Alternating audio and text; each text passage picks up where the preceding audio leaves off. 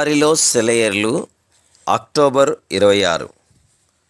ఆయన ఆ జనసమూహములను పంపివేసి ప్రార్థన చేయుటకు ఏకాంతముగా కొండ ఎక్కిపోయి సాయంకాలమైనప్పుడు ఒంటరిగా నుండెను.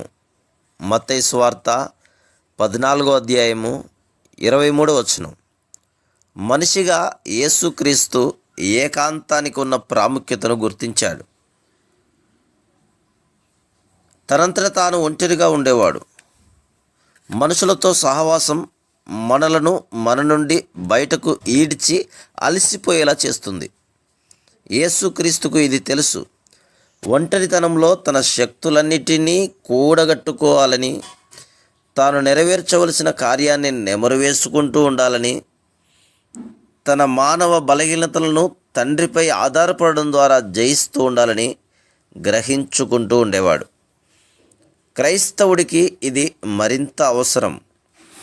ఆత్మీయ వాస్తవాలతో తండ్రి అయిన దేవునితో ఒంటరిగా గడపాలి.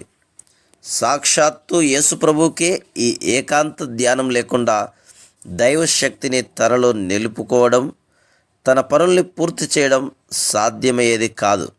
ఇక మన విషయం చెప్పాలా? ఈ ధన్యకరమైన కలను అందరూ సాధన చేయాలని దేవుడు ఆశిస్తున్నాడు.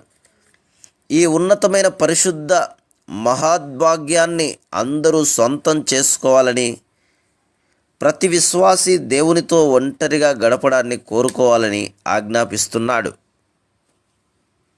దేవుడు కేవలం నాతో కొంతకాలం గడపడం కన్నా కోరుకోదగింది ఇంకేముంది? క్రీస్తుతో ఒంటరిగా సమయం గడుపు. శిష్యులు ఆయన వద్దకు ఏకాంతంగా వచ్చినప్పుడు ఆయన వాళ్లకు కొన్ని విషయాలను వివరిస్తూ ఉండేవాడు. ఇది నీకు అనుభవం కావాలి.